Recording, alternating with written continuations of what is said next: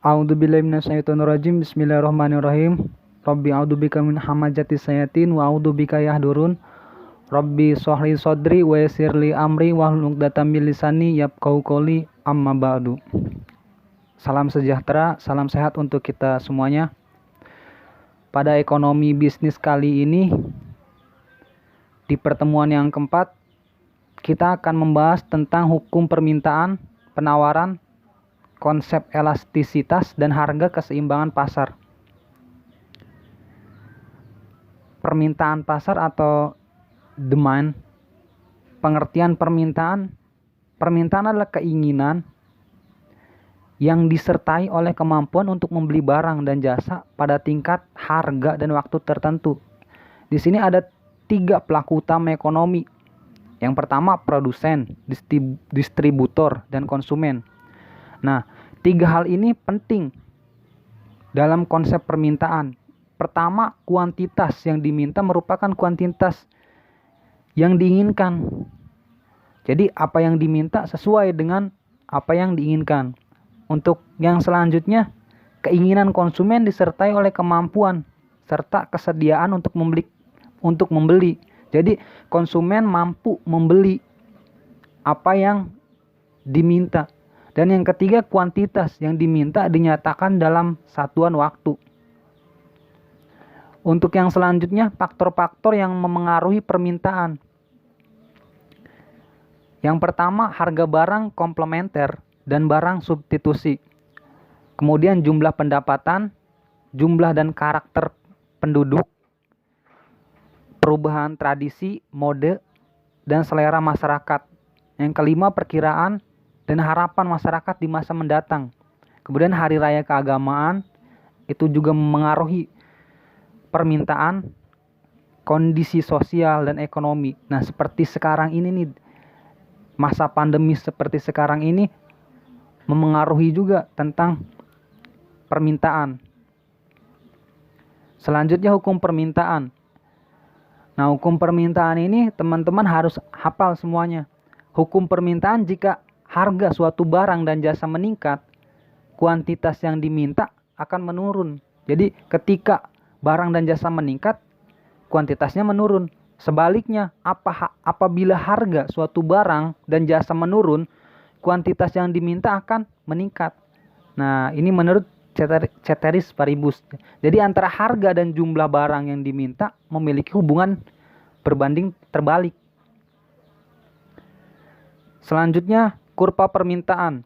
Jadi rumah tangga, produsen, atau sering disebut sebagai perusahaan merupakan kesatuan yuridis dan ekonomis dari faktor-faktor produksi yang bertujuan mencari laba atau memberi pelayanan kepada masyarakat.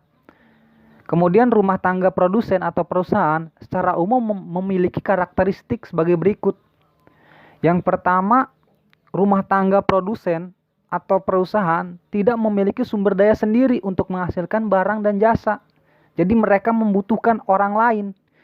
Untuk yang selanjutnya, rumah tangga produsen membeli atau menyewa faktor-faktor produksi seperti lahan, tenaga kerja, modal dari rumah tangga konsumen. Yang ketiga, rumah tangga produsen menggunakan faktor-faktor produksi dan melakukan kegiatan produksi serta menjadi barang dan jasa kepada rumah tangga konsumen.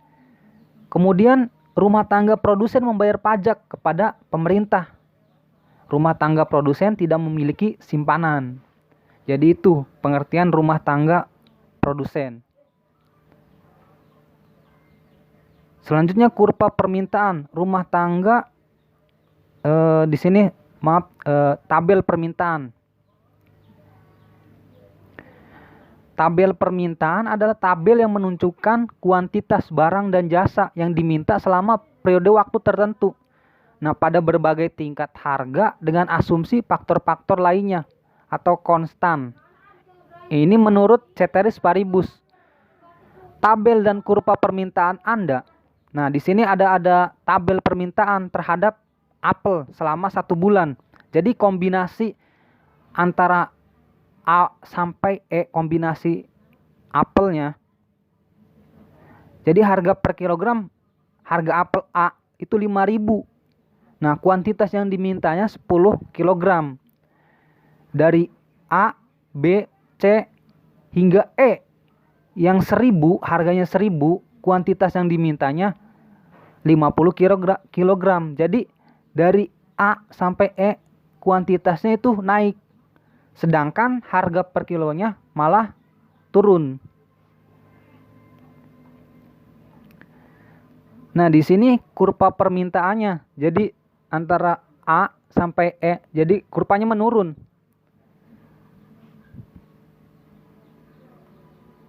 Selanjutnya kurva permintaan pasar adalah gabungan kurva permintaan individu-individu yang dijumlahkan secara horizontal. Jadi fungsi permintaan adalah jumlah permintaan yang menjadi fungsi dapat ditulis dengan rumus. Nah, rumusnya Q D sama dengan F kemudian P D. Jadi QD-nya apa? Quantity demand, quantity demand, jumlah permintaan. Terus F-nya fungsi, P-nya ini apa? Price, jadi satuan harga. Jumlah harga barang atau jasa yang diminta merupakan fungsi dari P harga. Hal ini berarti QD tergantung pada tingkat atau rendahnya P harga. Fungsi tersebut apabila ditulis dalam bentuk persamaan linear sederhana adalah sebagai berikut. Nah, di sini ada rumusnya. QD sama dengan A diambil B P. Terus Q-nya ini ada jumlah permintaan, harga, A-nya konstanta dan B-nya koefisien. Nah, di sini pergerakan kurva dan pergeseran kurva permintaan. Pergerakan kurva permintaan terjadi akibat perubahan jumlah produk yang diminta konsumen sebagai dampak perubahan harga produk. Pergerakan pada kurva permintaan yaitu ketika harga barang naik, nah jumlah permintaan dari konsumen akan turun. Jadi jumlah permintaan dari konsumen ini akan turun. Di sini dicontohkan nih harga sepatu dari mulai harga 100.000 sampai 200. Ketika harga di 200, jumlah permintaannya menurun karena disebabkan harga sepatunya mahal.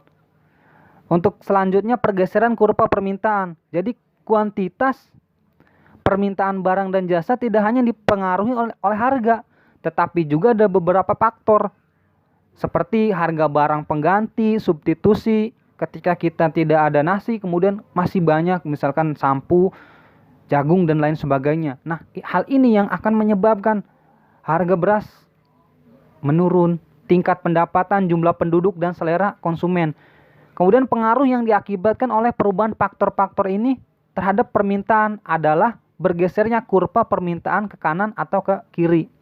Selanjutnya penawaran atau supply.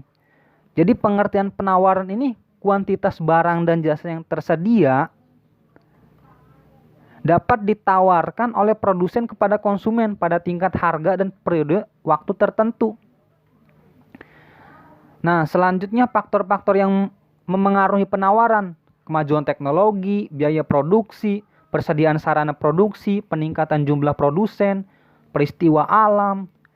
Nah, peristiwa alam kembali lagi, peristiwa yang pandemi seperti ini juga akan memengaruhi penawaran, ekspektasi atau harapan produsen, harga barang dan jasa lain.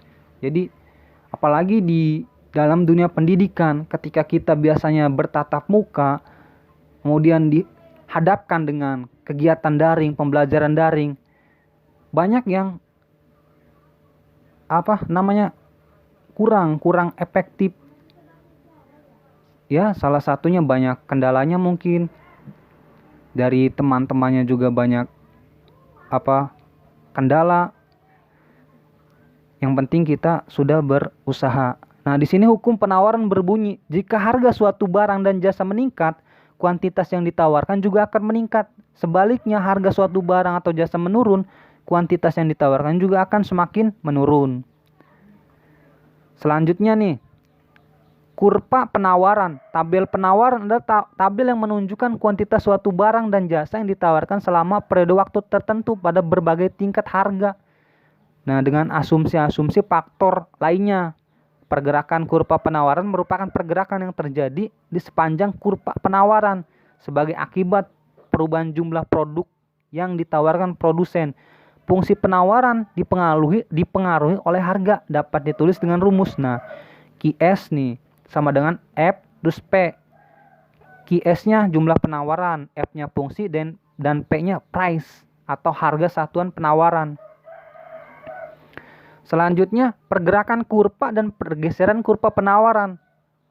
Pergerakan kurva penawaran merupakan pergerakan yang terjadi di sepanjang kurva penawaran sebagai akibat perubahan jumlah produk yang ditawarkan produsen. Seperti halnya permintaan, penawaran tidak hanya dipengaruhi oleh harga. Ada banyak faktor lain nih dapat memengaruhi kuantitas penawaran barang dan jasa. Beberapa faktor yang memengaruhi kuantitas penawaran diantaranya harga bahan baku, tingkat teknologi, selanjutnya produsen, jumlah produsen nih, terus serta ekspektasi atau harapan produsen.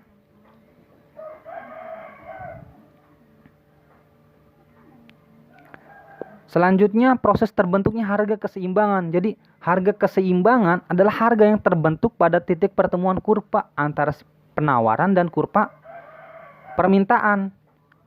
Nah, harga terbentuk pada titik pertemuan atau potong antara kurva penawaran dan kurva permintaan disebut harga keseimbangan. Ketika dalam contoh sederhananya, ketika kita mau membeli barang, kita selaku penjual menawarkan kepada pembeli, kemudian si pembeli menawar kepada penjual. Nanti akan ketemu titik keseimbangannya. Seperti itu contoh sederhananya. Nah, berdasarkan subjeknya, pembeli di pasar dapat digolongkan yang pembeli marginal, kemudian super marginal dan submarginal. Berdasarkan harga subjektivitasnya,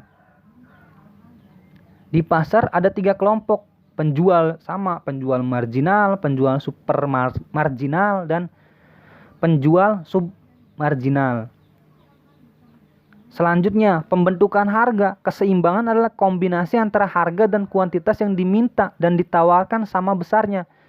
Jika keseimbangan ini telah tercapai, biasanya titik keseimbangan akan bertahan lama pada patokan pihak pembeli dan pihak penjual. Jadi ketika sudah menjadi langganan, misalkan kita membeli barang dengan harga 3.000, ya kesananya pasti tidak akan jauh berbeda, harganya 3.000. Pengaruh pergeseran kurva permintaan, harga keseimbangan akan berubah hanya jika permintaan atau penawaran berubah. Jadi artinya titik keseimbangan akan berubah apabila faktor-faktor yang mempengaruhi permintaan dan penawaran berubah. Nah, pengaruh pergeseran kurva penawaran, jika penawaran berubah, harga dan kuantitas keseimbangan akan turut berubah meskipun permintaan tetap. Jika penawaran berkurang, kurva penawaran akan bergeser ke kanan dan ke kiri. Sebaliknya, jika penawaran bertambah, kurva penawaran akan bergeser ke kanan. Nah, pengaruh pergeseran kurva permintaan dan penawaran.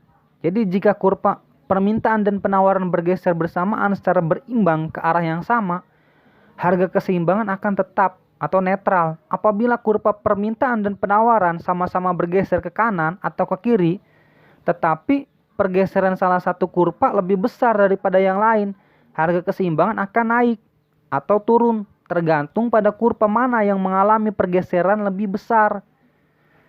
Nah, selanjutnya penerapan matematika pada harga keseimbangan. Jadi di sini kuantiti sama dengan kuantiti permintaan sama dengan kuantiti penawaran, atau harga penawaran sama dengan harga permintaan. Nah, pengaruh pajak pada keseimbangan pasar. Dalam Undang-Undang Perpajakan, pemerintah mengusahakan agar pembayaran pajak berlangsung dalam transaksi yang biasa dilakukan masyarakat. Nah, di sini fungsi penawaran, sesudah pajak dan sebelum pajak. Di sini juga ada rumus-rumusnya. Kalau T itu keterangannya tax atau pajak. Nah, selanjutnya pengertian elastisitas dan macam-macam elastisitas. Jadi, Jika hukum permintaan mengatakan bahwa apabila harga naik, jumlah permintaan akan turut, sedangkan elastisitas memberikan petunjuk mengenai seberapa besar perubahan kuantitas yang diminta jika harga berubah sebesar 1%. Elastisitas permintaan dapat diartikan sebuah ukuran nih, mengenal derajat kepekaan permintaan terhadap perubahan harga. Nah, kemudian penghitungan koefisien elastisitas permintaan. Jadi koefisien elastisitas permintaan. Jadi persennya perubahan kuantitas yang diminta kemudian dibagi perubahan harga. Nah, di sini ada rumus-rumusnya beserta keterangannya juga sudah terlampir. Nah, selanjutnya macam-macam elastisitas permintaan. Ada berapa? Di sini ada 5. Diterangkan permintaan elastisitas yaitu jika koefisien elastisitasnya lebih besar dari 1. Nah, sampai permintaan elastisitas sempurna. Jadi merupakan kebalikan dari permintaan elastisitas yang sempurna.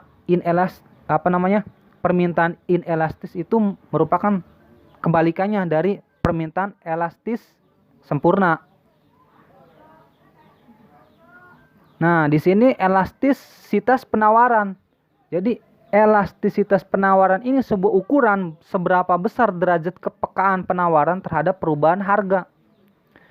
Untuk penghitungannya sama ya, hampir sama rumusnya seperti elastisitas permintaan, hanya saja di sini yang kata permintaannya diganti penawaran. Di sini juga sudah terlampir rumus beserta keterangannya. Selanjutnya jadi macam-macam elastisitas penawaran, mulai dari penawaran elastis sampai penawaran inelastis. Jadi inelastis sempurna ini merupakan kebalikan dari penawaran elastis sempurna. Nah, selanjutnya yaitu faktor-faktor yang memengaruhi elastisitas permintaan dan penawaran. Jadi faktor apa saja yang memengaruhi elastisitas permintaan?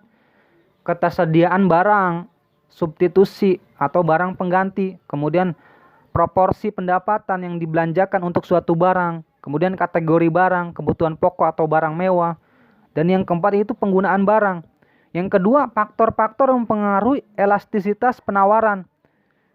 Yang pertama, waktu yang dibutuhkan untuk produksi. Kemudian daya tahan barangnya, mobilitas faktor produksi, dan yang terakhir kemudahan produsen baru untuk memasuki pasar. Jadi produsen itu mudah untuk memasuki pasar.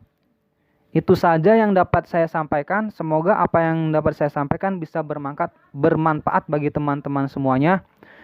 Kurang dan lebihnya mohon maaf, kekurangan hanyalah milik saya dan kelebihan hanyalah milik Tuhan yang Maha Kuasa. Ihdinas siratal mustaqim wallahul muwaffiq ila aqwamit thoriq. Wassalamualaikum warahmatullahi wabarakatuh.